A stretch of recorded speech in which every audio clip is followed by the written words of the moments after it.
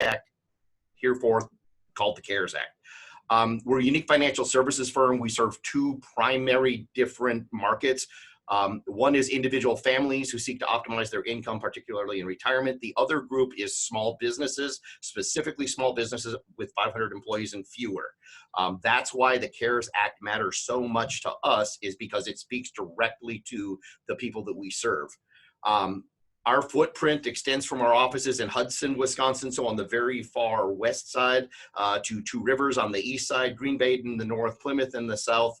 I'm actually broadcasting right now out of our Appleton, Maine office. So the reason that we're doing this, the reason that we felt compelled to share this information, is because we are being asked a lot of questions by clients and non-clients alike.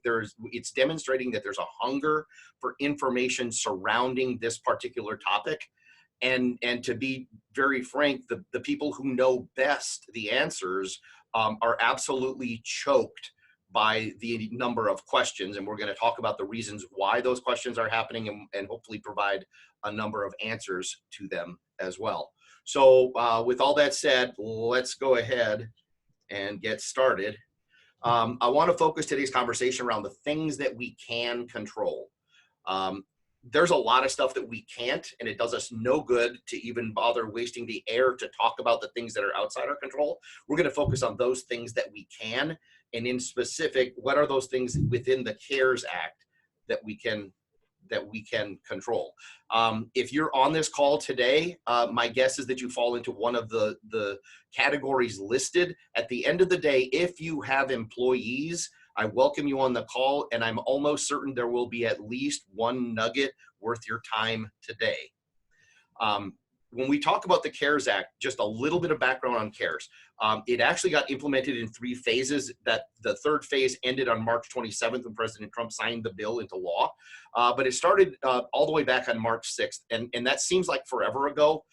But back on March 6th, as a population, we were not yet panicked. We were not yet super nervous or super anxious about the economic impact of this coronavirus. But it was starting to get everybody's attention. So on March 6th, there was a little over $8 billion funneled towards the Centers for Disease Control and the FDA, another $7 billion shoveled towards the SBA. That kind of happened without a lot of fanfare. And then more of us in the small business world started to pay attention on the 18th of March, when what's referred to as Phase 2 kicked in. Phase 2 is more often referred to as the Family First Act. So if there's anything I want you to take away from Phase 2, because a lot of folks have missed this, is that that was the portion of the act that required businesses, even those who had not previously provided things like sick leave as an employee benefit, it mandated that you must. It also mandated that you must put the federal employee rights notice in a visible place in your place of work. That's that thing, that poster I'm showing you on the left. With many of us working from home, that also presents a problem, is that you could hang it in your place of work, and maybe there's not many people, or maybe there are not many people there. You're still required to communicate to that information to those people. So the easy solution to this is go to the Department of Labor's website, go to dol.gov, you'll find the poster, download it, send it to your folks, and you've satisfied the requirement. The thing that really matters, though, is this mandate that small businesses must provide sick and partial sick leave. And there are a couple of different categories of folks. So those who are directly impacted by the coronavirus and those who are indirectly. And the guidelines and requirements about how much sick time in terms of number of hours and how much maximum compensation you are required by the law to pay on a per day basis and an aggregate basis, those are all inside the law. You'll find that at the DOL website as well. But here's the thing that should all give us a reason to at least exhale with a little bit of relief, is that the law also provided tax credits to employers that are impacted by those benefits. So long story made short, there should be a tax credit available to each of us that have to provide that benefit, a tax credit that actually offset the cost of doing so. I hope that made sense. Then right before phase 3 came out, that this was when on March 23rd, this is when the Treasury Department through the IRS came out and said, here's what we're going to do. We're going to kick out the federal filing and payment dates. We're going to kick those out to July 15th. That has a couple of nuances. First off, there's a lot of, this may sound like it's not important, but it kind of is. Technically, this is a postponement, not an extension. And the reason I say that is technically an extension requires you, a small business or even an individual, to file for an extension. A postponement is automatic. So what it did is it took virtually everything, virtually there are some exceptions, but it took virtually everything from what we used to call the April 15th deadline, that's today, happy tax day everybody, and kicked it out to the middle of July. So individuals and C Corps, it applies to all of us. It also kicked out the IRA contribution deadline. So typically that is April 15th as well. So by default, it kicked that out to July 15th. And then also for those of you, whether you're listening from Wisconsin, Minnesota, or Michigan, all 3 of our states kicked those dates out as well to July 15th. Not every state did. A nuance here to pay attention to is that while this postponement also postponed the need for us to file our first quarter estimated tax returns, it moved that out to July 15th. It did not do anything to the second quarter filing date, which remains July 15th. So as it sits right now, both first and second quarterlies are due July 15th. Don't let that startle you once we get to July. Finally, phase 3 happened. That was where the big money showed up. A little over $2 trillion showed up, split into 3 major kind of buckets. One is towards healthcare providers, second towards the businesses affected by the COVID-19 pandemic, and then another portion of it towards employees that are prevented from working by COVID-19. And we're going to spend the bulk of our time talking about that small business piece. So out of that $2.2 trillion, there's $377 billion that have been isolated, been set aside for small businesses. The first $10 billion is for this thing called an economic injury disaster loan. That's $10 billion out of the 377. The second biggest piece is $17 billion set aside for small business debt relief. But clearly from the pie chart, the largest and probably the one that's generating the most activity in forms of questions and responses is the $349 billion set aside for this thing called a Paycheck Protection Program. We're going to touch on all 3, but we're probably going to touch on them in the same ratio as the pie chart shows. So first off, let's talk about the Economic Injury Disaster Loan. I'm going to refer to that as EIDL. EIDL is not a new program. EIDL has been around for a while. EIDL is what was used for Katrina, amongst other things. What the CARES Act did was it provided an additional $10 billion worth of funding. But in order for EIDL to apply, an area must be declared an economic disaster. When this was first thrown out, not everywhere was an economic disaster. As I'm sitting here talking to you today, I can confirm all 50 states and US territories are all declared economic disaster areas. So we have the ability to apply for the economic injury disaster loan. Its purpose is to help you cover payroll, fixed debts, accounts payable, and quote unquote other expenses that can't be paid because of the disaster's impact. So who qualifies? 500 employees and fewer. Any of you that fall into these bullet points, this applies to all of you. It even applies to our nonprofits. So 501c3s, think of those as those are our charitable organizations. And 501c6s, as Mickey will tell you, that's the Chamber of Commerce category. All of these entities qualify to apply for the EIDL. Its terms are any given entity can apply for and receive up to $2 million. And the rates, so this is a loan, the rates on the repayment of that loan are either 2.75 or 3.75. Why one versus the other? The 501c, so the nonprofits in the room, their payback terms are 2.75. Those of us that are in for-profit industry, 3.75 is our repayment terms. It's amortized for up to 30 years. The loan itself is not forgiven. However, the first $10,000 of the loan is considered a grant. So the way to look at that is you can apply.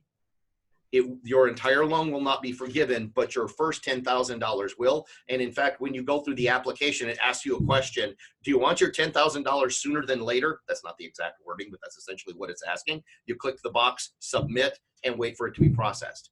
How do you submit? You submit directly through SBA.gov. So this is an SBA direct loan. Go to SBA. It's plain as day. You'll see the link. Total application time, under 5 minutes for most people, I would imagine. The second piece, so that was the first $10 billion. The next chunk, that's $17 billion. That's small business debt relief. It is purely a grant. It is a grant to provide payment relief to those people who already had SBA loans prior to February 15th. So if you had an SBA loan prior to February 15th, by default, you also had a payment schedule to repay that loan. Effective with March 27th, what happens is that you are no longer required to make those loan payments for the next 6 months. It's automatic, and those payments include principal, interest, and fees. I want to make sure everybody understands, in case this applies to you, this is not a deferral. So this isn't one of those cases where we pause your payments, push everything out 6 months, and then recalculate and re-amortize. The SBA is actually making your payments to include the principal. They're actually paying down your loan. That comes out of that $17 billion debt relief.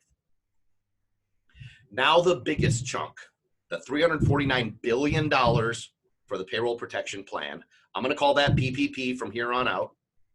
The people who qualify, the organizations who qualify, have 500 employees or fewer, and I'm going to put an asterisk by that and come back to it in just 1 second. The maximum that any one employer can receive through PPP is at $10 million. And there is a cap also on, well, let me say this differently. The way that one qualifies is by figuring out what your average monthly payroll was for the previous 12 months.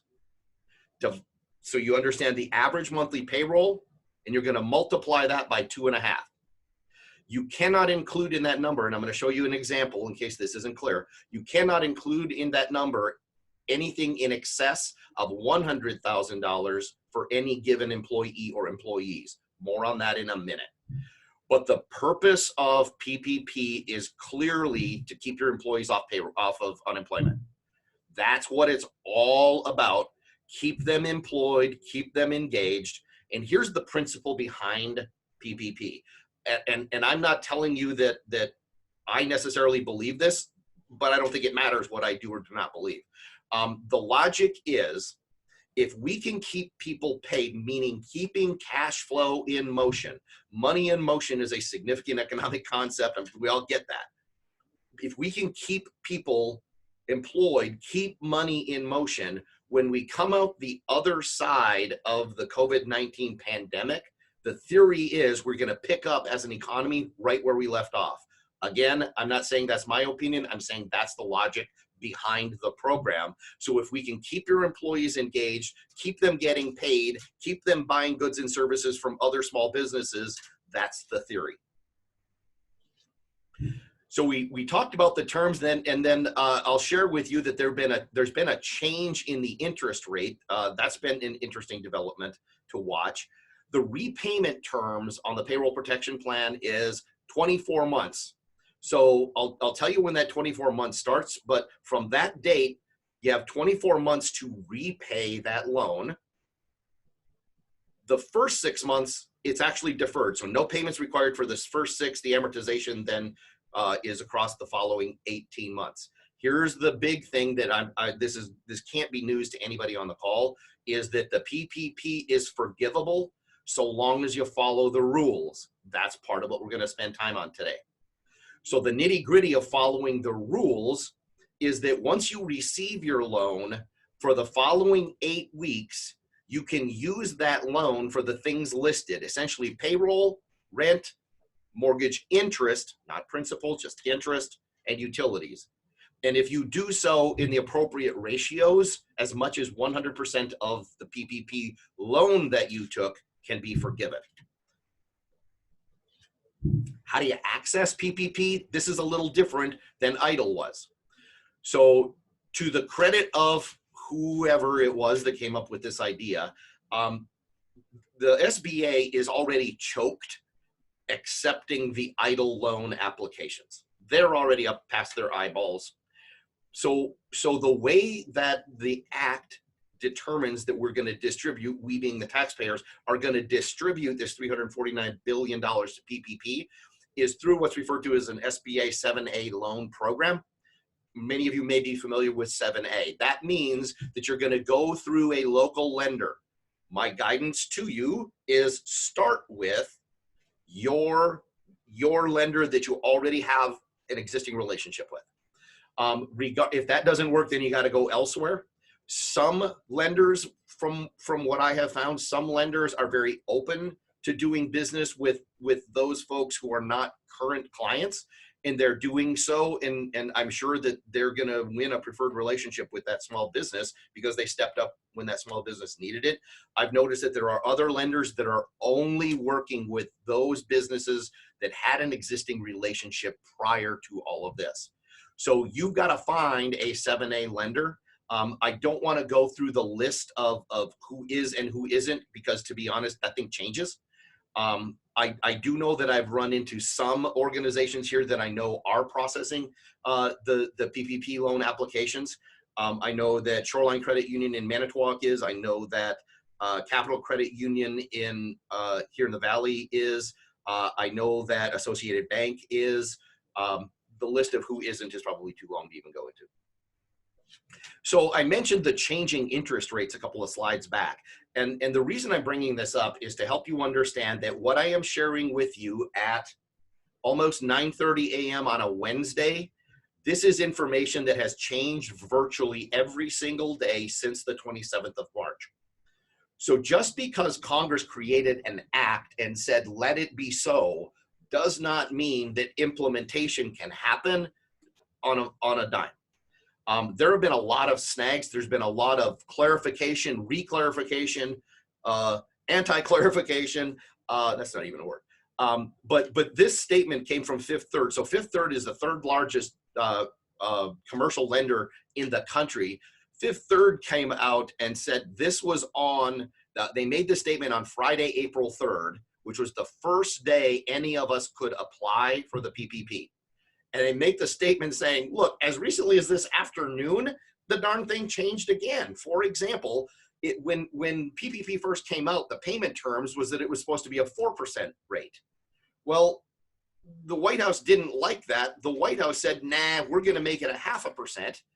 The lenders didn't like that because they said it costs us more than that to process the loan, even though there's very little risk to the lender because it's guaranteed by the Treasury. 0.5%. Well, so then they finally settled on 1%. That's where it landed. It hasn't changed since the 6th. I want to talk about, so I'm changing gears on you just a little bit. I want to talk about two important formulas, and some of you may want to muddle the two together, and I need you to mentally keep them separate. So the first thing is determining how much of a loan am I eligible for. Remembering that the purpose of the loan is to pay payroll costs to employees, that's where the formula starts. The only thing that goes into the eligibility formula is how much payroll did you make to your employees over, you got two different ways to calculate it, over calendar 2019 or the preceding 12 months prior to the date you make your application. So if you don't make your application until today, You get to count the payroll that you paid your employees all the way through tax day of 19 till now, or you can use calendar 2019. You may find that using the calendar method is easier because you've already got some of the documentation in place. But whichever one benefits you most, that's the one you use. It's important to note that independent contractors, people that you pay on a 1099, do not count as employees. The only payroll that counts is for those individuals that you issued a W-2 to. Those employees have to principally reside in the United States, and the compensation that we're going to include in the example I'll show you in just a little bit can include everything from salaries, wages, commissions, anything like that. For those of you in the service industry, it can include cash tips or equivalent. Or if you don't have records of those tips, applying a reasonable good faith employer estimate works. Payment for vacation, family leave, parental leave, maternity leave, medical or sick leave, allowance for separation, all of those things, all of those go into payroll costs.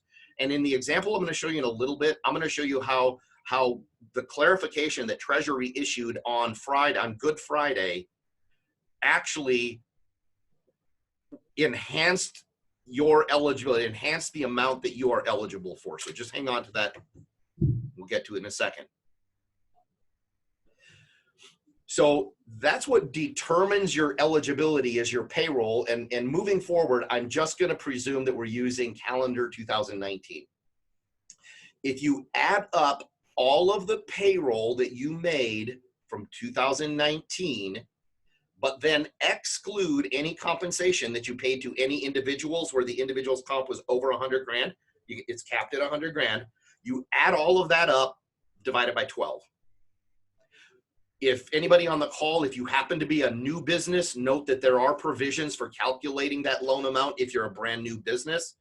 I'm not going to go into that today. We can follow up with that on a one-on-one basis if that's helpful. So the places, the documentation that the PPP loan is going to look for comes from two sources. It comes from your IRS Form 940, which is your unemployment tax return, and your 941, which is your quarterly federal tax return. Those are the two primary documents. You're going to want to have those at your disposal. The application itself is unique compared to, I can't think of anything else that even came close to this. So if any of you have gone through an SBA loan in the past, you know that the lender is going to ask you a bazillion questions, and they're going to collect a boatload of information, and they're going to validate and audit that information that you give them to make sure it's true and correct. PPP is not like that. PPP actually relies on the borrower to certify certain things. The list that I have here, 5 bullets, this is not everything that the application asks you to certify. It's just a couple of the high points that I wanted to bring to your attention as examples. So one of the things that you have to certify is that the current economic uncertainty makes your loan necessary. You have to certify that the funds are going to be used for maintaining payroll, as well as those things like interest payments on a mortgage, lease payments, and utilities, that those are the things that this is for. You're going to agree to provide the lender documentation verifying the number of full-time equivalent employees. You're going to find that in the 2 forms I gave you earlier. And you're going to understand that any loan forgiveness, that forgiveness amount cannot consist of any more than 25% applying to non-payroll expenses. Let me say that differently. At least 75% of any forgiveness must be for payroll that you actually made during that 8-week period. So let me try to make sense out of this by walking you through a hypothetical example. So here we have a small business. It has 7 employees, and their payroll is shown just as an example. So our first step is to let's line all of these employees up and let's count their payroll. If you follow the column that says actual, it's the same data from the last slide, and it says that we had a total of $515,000 in total payroll expenditures. But there were a couple of people, namely Bill and Mary, who earned in excess of $100,000. So Bill and Mary, the max comp we can count for Bill and for Mary is $100,000 each. Our eligibility in this example then is $455,000. That's the max eligibility number that can go into the calculation. The calculation then, super simple arithmetic. Take 455 and divide it by 12, because that gives you your average monthly payroll for that 12-month period. Take that average monthly payroll and multiply it by 2.5. Why 2.5? Because that's the number that the Act set. It said you are eligible for 2.5 times your eligible average monthly payroll, not to exceed $100,000 for any given employee. So in this example, the max eligibility for this employer is $94,792. That's how much he's eligible for. It doesn't talk yet about how much he's eligible to have forgiven. The forgiveness test is different. So in the examples I'm going to use moving forward, I'm going to stick with this example, 94,792. We're going to use that number. That means if I want to have 100% of that 94,792 forgiven, I need to spend no more than 23,698 on those other allowable expenses: rent, utilities, mortgage, interest. Let me say it a different way. You must spend at least 75% on payroll. So 75% of the 94,792 is this 71,094. So keep these two numbers in mind. They're not going to change, but I'm going to use them as we move forward to show you a handful of examples. The way to calculate, here's the shorthand method to estimate forgiveness, is that for the 8 weeks, beginning on the day you receive loan approval, the day money hits your account, from that day to 8 weeks later, that your forgiveness is based on one of the or the other, the lesser of what you actually spent on payroll, rent, and mortgage, interest, and utilities, so long as no more than 25% was spent on payroll. Or another way to look at it, shorthand, is payroll expenditures divided by 75%. Please note, I didn't say payroll expenditures times 75%. I said payroll expenditures divided by 75%. So here are the examples. All of them hypothetical. The column that reads loan, those are the numbers we've been talking about for half a dozen slides now. So in example A, this employer, for the 8-week period after he received the loan, he or she received the loan, they paid $50,000 in payroll. They paid 44 and change for the other allowable expenses. This employer is only going to be forgiven 66,667. Why? Because no more than 25% of the forgiveness can be for the other allowable expenses. In other words, this employer didn't spend enough on payroll. Remember, the purpose of the program is to keep your people employed. You didn't spend enough on payroll for whatever reason. What happens to that difference, that 28,126 that didn't get forgiven? It's financed at 1% for the next 24 months with the first 6 months deferred. Example B, we spent 71,094 on payroll. That was what we had targeted, woo, but we didn't spend the rest of the money on the other allowable expenses. We only spent $10,000 as opposed to the 23 and change. So you cannot be forgiven more than you actually utilize for eligible expenses. So in this example, this employer will not be forgiven 13,698, financed at 1% for 24 months. Example C, we spent exactly the right amount on payroll. We spent more than we needed to on utilities. That's fine. We can only be reimbursed the maximum of the actual loan received. So even though he spent 101,000 and change on allowable expenses, we can only forgive the 94,792. So it's all forgiven. Example D. All we need to know about example D is we spent $150,000 on payroll. Since 150,000 is more than the actual loan amount received, we don't even have to do any further testing. We know that the entire loan amount, or 94,792, all of it forgiven. Option E, we just spent less on payroll and less on utilities, but we spent them in the appropriate 75-25 ratio. But once again, we can only be reimbursed the amount, reimbursed, terrible word, I'm sorry. We can only be forgiven the amount that was actually spent on the eligible expenses, which means there was 54,792 financed at 1% for 24 months. Last example, we only spent 30,000 on payroll.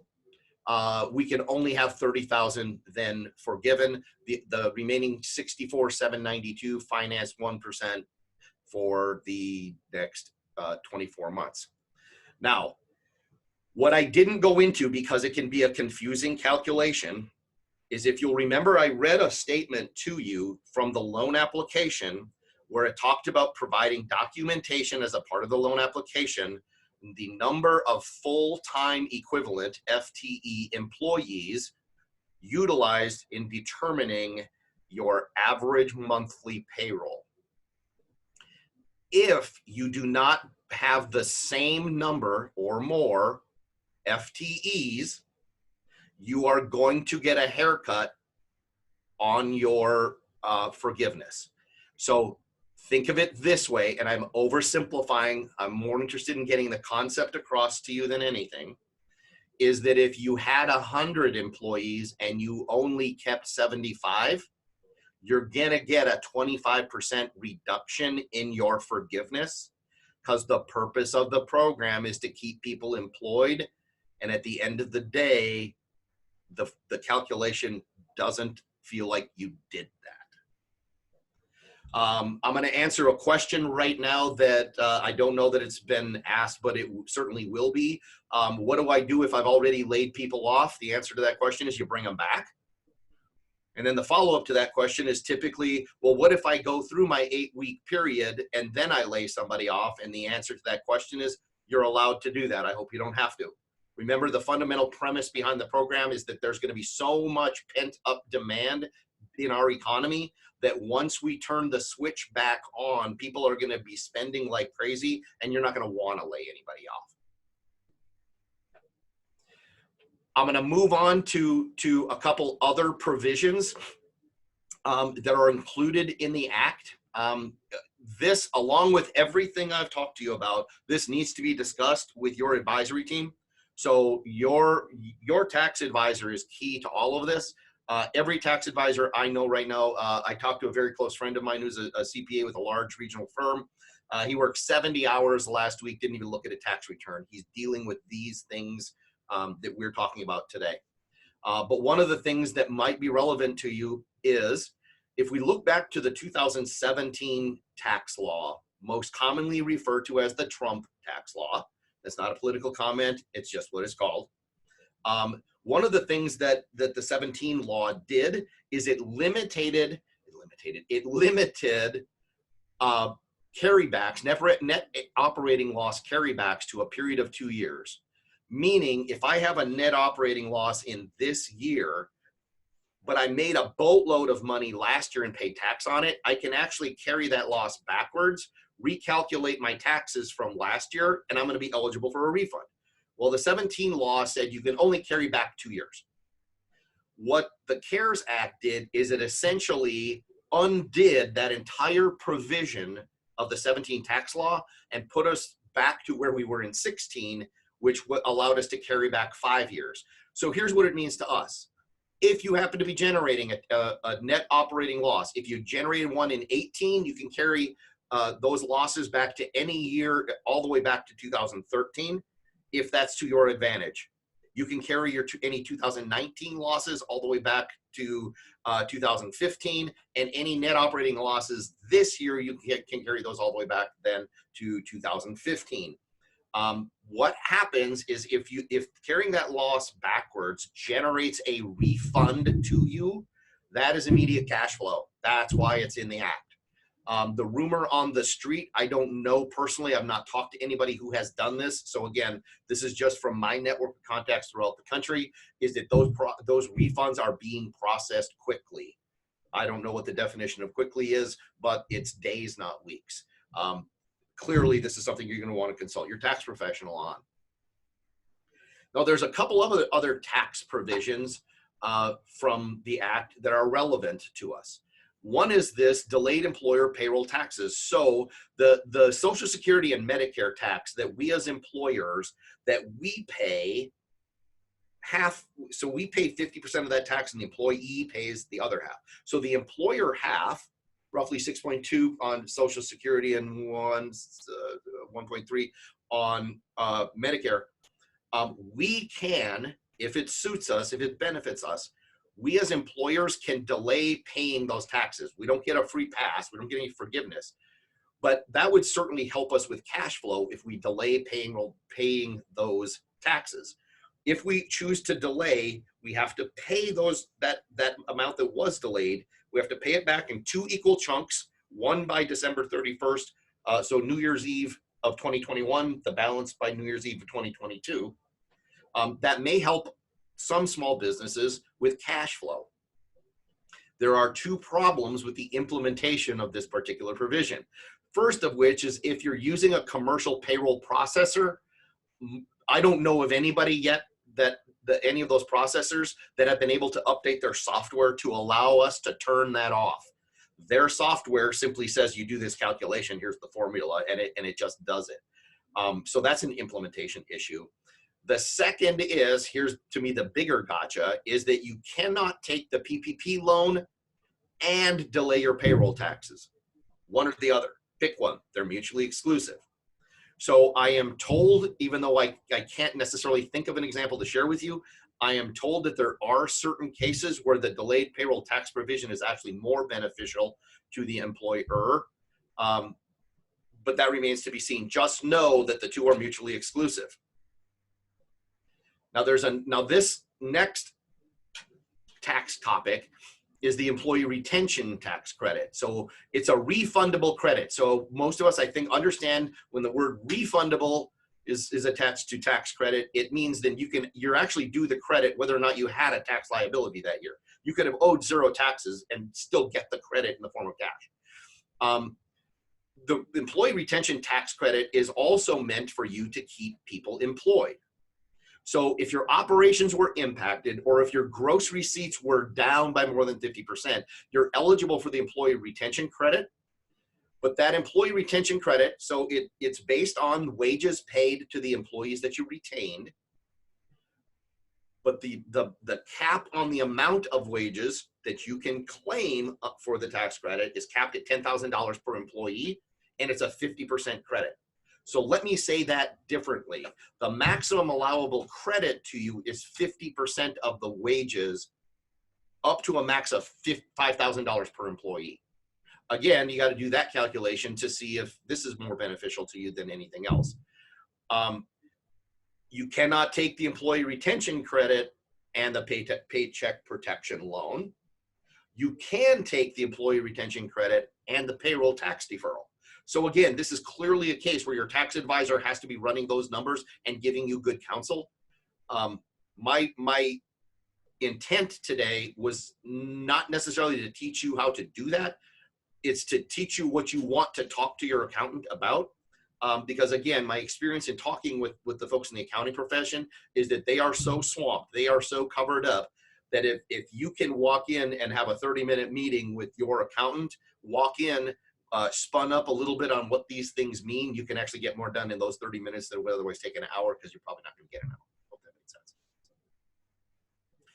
sense. Before I move forward, Mickey, is there anything we need to address? Because I have some of the more commonly asked questions here to my side, and yeah, do we have anything we want to address right now? I don't have any questions at this time. All right. So the slide deck that you're looking at was created and approved by our broker-dealer prior to Good Friday. On Good Friday, the Treasury published what they call the Paycheck Protection Program Interim Final Rule. Interim Final Rule. This is the third or fourth. It's written essentially in Q&A format. Here was the biggest the biggest piece of news that any of us in my circles came across. Nobody was expecting this. So I want to go back to that $100,000 cap on any individual's compensation. The way the act reads, it's 334 or 335 pages long. Yes, I read it. Yes, it's painful. But the way that the act read would lead one to believe that that is a total of all compensation. What the interim final rule came out says this. It says, does that exclusion, does that also apply to employee benefits of monetary value? And Treasury says no. So for those people who had filed prior to Good Friday, they probably are eligible for more than they actually applied for. So the way that the clarification from Treasury says is that the $100,000 cap is on cash compensation. What you can add to that are things like provisions of employee benefits consisting of group health care coverage premiums. You can add that on top of the $100,000. Payment of state and local taxes assessed on the compensation. So not payment of federal taxes, but payment of state and local taxes. But how about this? Employer contributions to defined benefit, that means pension, or defined contribution, that means like 401k, 403b, retirement plans. So if I had one of those employees who earned in excess of 100,000, so I thought I could only use 100,000 in my calculation, well, I can use the 100,000. But let's say that I paid $10,000 for that employee's health insurance premiums, I can now use 110. And what if I had also put another $10,000 as an employer match into his or her 401k plan? That adds another, I'm now at 120. I can use 120 in my eligibility calculation, where prior to Good Friday, that was not the interpretation, is not the way that the loans were processed. This is significant to those of us who have employees who earn over six figures. This is significant. If you've already made application, what we don't have any guidance on, because it's only Wednesday after Good Friday, we don't have guidance on, so now what do we do? Is there an amendment to the application? Our presumption is yes. Have I seen one? No. Contact your lender. If you haven't yet made your application, include that in your calculation. Once again, talk to your tax advisors. Dan, we have a question. Fire away. If we skipped a paycheck last pay period, can we go back and use the PPP loan to pay ourselves, and will that be forgiven? And so the answer to that question lies in when did you receive your PPP loan? If you skipped a paycheck and then you last pay period and you get your PPP loan funded today, you can't go back because it's the 8-week period that starts with the day your loan gets funded. Did I answer the question? Very good. Yep. Thank you. Here's another important Q&A. So one of the things that, one of the types of payroll that is eligible for forgiveness is sick leave. But you can't double dip. So remember, we just talked about the employee retention credit and we talked about employer payroll taxes. So essentially we can't double dip these into PPP. Here's the catch. Yes, I can use PPP in my forgiveness calculation, but if I do, I may not also take that family's first payroll tax credit. You guys remember that? We talked about how that we're required to provide a number of sick days and partial sick days to our employees, but there's a payroll tax credit to offset that. Can't take that credit and use those same dollars for forgiveness in your PPP loan. Another question that I get fairly often is, we talked about that EIDL loan. That's the first thing we talked about. And then we also talked about PPP. So a common question, surprised it hasn't shown up yet, is, can I do both? And the answer is yes. In fact, I can't think of a reason why you wouldn't want to make both applications. Here's the catch, is that you also may not double dip between those two programs. In other words, if I paid Sally over that 8-week period, if I paid her $4,000 worth of compensation, I can use that $4,000 in my forgiveness calculation. I cannot use that $4,000 to justify my EIDL loan, even though that's a loan and it can't be forgiven. I can't use that to validate that that's what I used it for. I hope that made sense. Dan, No I have double another dipping. question. Go ahead. I have another question. Is it the loan funding date or the loan approval date? Bank is saying approval date, which was back on 4/5, but funding didn't occur until today, 4/15. So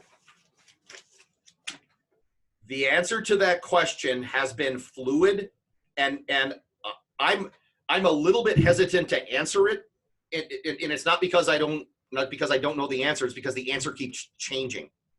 Let me give you the kind of the sequence of how this is another one of those things where implementation has been lacking.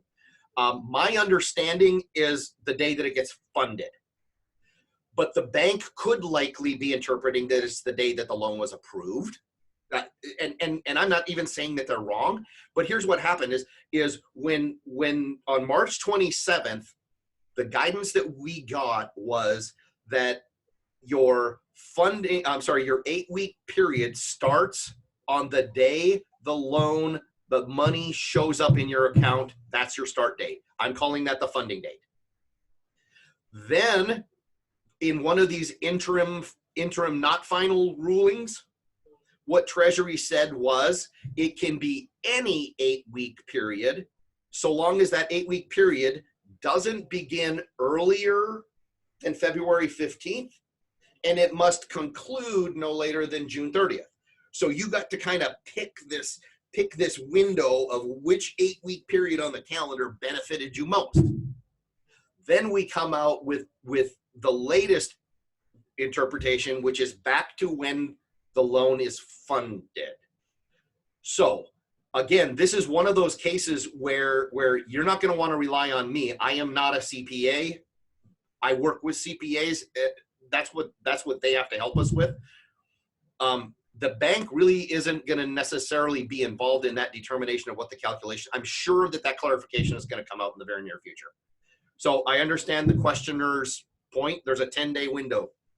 Does that count or not? And the answer is keep good records so that you can use the period of time that benefits you best based on how the clarifications come out.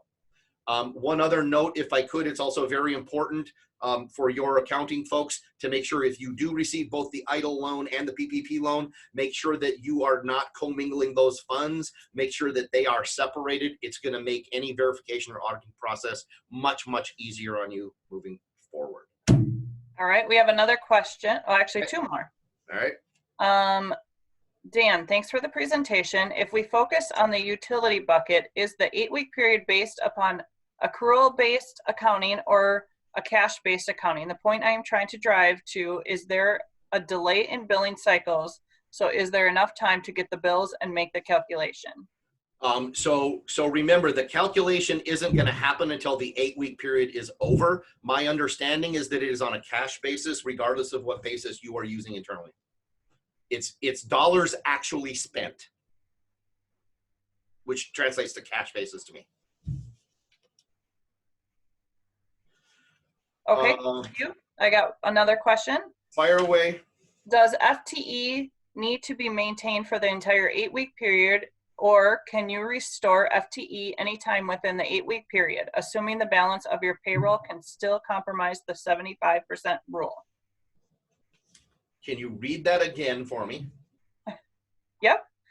Does FTE need to be maintained for the entire 8-week period, or can you restore FTE anytime within the 8-week period, assuming the balance of your payroll can still compromise the 75% rule? And that's from Brian Johnson. So if you need more clarification, So when you do your FTE equivalent, you're essentially adding up all of the how do I explain this? I think I understand what Brian is getting at. And FTE is you're going to be measuring your average FTE across that 8-week period. That might be the easiest way for me to say that. So if you have very few employees for the first 4 weeks and a boatload of employees over the last 4 weeks, it's going to average that out across that 8-week period. Hope that was helpful. Thank you. Yes, got it, he said. So back to whomever, again, I'm reading from a document that was published by the Treasury. Let's see what this tells us. So the question, the Treasury document is written Q&A fashion. It's actually question number 20. Here's the question. The amount of forgiveness of a PPP loan depends on the borrower's payroll cost over an 8-week period. When does that 8-week period begin? Here's Treasury's answer. The 8-week period begins on the date the lender makes the first disbursement of the PPP loan to the borrower. This is why I'm saying it's the funding date, not the application approval date. I'll read the rest of it just to see if it's relevant. The lender must make the first disbursement of the loan no later than 10 calendar days from the date of loan approval. Whoever asked that question, we're going to give you some follow-up information later on. This is a Treasury document. I have no problem sharing it with you. And if you want to point question 20 out to your lender, knock yourself out, if that's helpful. Thank you. I know we're at 10 o'clock, Vicki. I got a couple of comments to wrap up with. Where do we go from here? We started a couple minutes late. My fault, I guess. Yeah, no, that's all right. We can go ahead. I am just going to say a few things before people jump off, and you can continue. We do want to thank you for attending. I know some people have a 10 o'clock meeting, so they want to jump off, but thank you for attending, and we will continue with Dan. All right, so let me wrap up. Now there are also some individual, so family level provisions, not necessarily targeted to small business owners, but targeted to employees themselves, but that I think we as small business owners should be sensitive to. One of them is the 401k provision. So many of you know Miranda Bondi. She's one of our senior advisors. She's active with the chamber, but she's been doing a series of webinars on helping families understand how CARES Act applies. And one of the areas I want to bring up is the things like the 401k programs. So what the CARES Act did is it allowed for larger loans against a 401k than had previously been allowed, and it allowed in-service withdrawals meaning take the money out to a group of people that previously may not have been able to. And I just want to caution us as business owners and that this is going to affect your employees and employee retention and all that other stuff. Is that I think it's important that we understand before we go doing these things, that we understand the ramifications, because there are good things about this and there are potentially dangerous things about this. So my wrap up to you is I want to make sure that you understand. Talk to any of our advisors. We're all happy to answer any questions that we can. But here's kind of my wrap up. I want to go back to where we started. The work that we do involves helping our clients, individuals and small business alike, to build robust financial strategies. And what that means is that we have to be knowledgeable not only in the areas of wealth building, but we also have to be knowledgeable in things like tax strategies. So that does not mean that anything we discussed today, you should not rely on us as CPAs and tax attorneys. They have their professions. We're trying to share with you our working knowledge of how this works so that you can be more efficient in your conversation with those other professionals. I hope that makes sense. If you need help finding a tax or legal resource, reach out to us. We will help plug you in where we can, but I promise you the accountants that we're talking to barely have time to talk with us. And that brings me to my last point. Part of the value that we bring to our clients when we work with them is that we help ensure that our clients don't make short-term decisions that have long-term negative impact. That's why I'm cautioning against this thing. Be careful. because I'm sure you can see how there are provisions inside the act that affect both individuals and families as well as small businesses. We work with also work with our clients to help them avoid missing opportunities that might present themselves from time to time. And this is one example of a provision that's an opportunity for a lot of people that if they don't take pause and think about it, they might be missing that boat. And a year from now, they might regret that. Let me give you an example. I want you to consider this. The CARES Act immediately added $2.2 trillion to the federal debt. So we started off the year at right around $24 trillion in national debt. We just tagged another 2 trillion and change onto it. And a lot of the people that I read and listen to, some of them are estimating that this is going to add as much as $6 trillion to the national debt. That means going from 24 trillion to 6 trillion. If that happens, if anything even close to that happens, how do you think that's going to affect your tax bill? How efficient do you feel like your program is? So whether your program is the 401k plan that you set up with your employees so they understand how to use that, as a small business owner, the SEPs and the Simples and the 401ks and the 403bs that we do for the nonprofits, like how confident are you that you're doing the right thing, that there's not a negative tax consequence? This thing is going to affect each of us differently. And I want to make sure everybody on the call understands we're happy to help. Just got to reach out, which is why I put this slide up. Feel free, reach out. I know Miranda's on the call. I know she's just tooled up and ready to help in any way she can. So that's kind of my wrap up comment, Mickey. We're probably at about time. All right, thank you so much, Dan. We have recorded this presentation, so this will be out on our website, hopefully this afternoon yet. You had great information, and I know a lot of small businesses really appreciate everything that you gave us. So thank you, and have a great rest of your day, everyone. Thanks so much. Take care, gang. Thanks, Dan.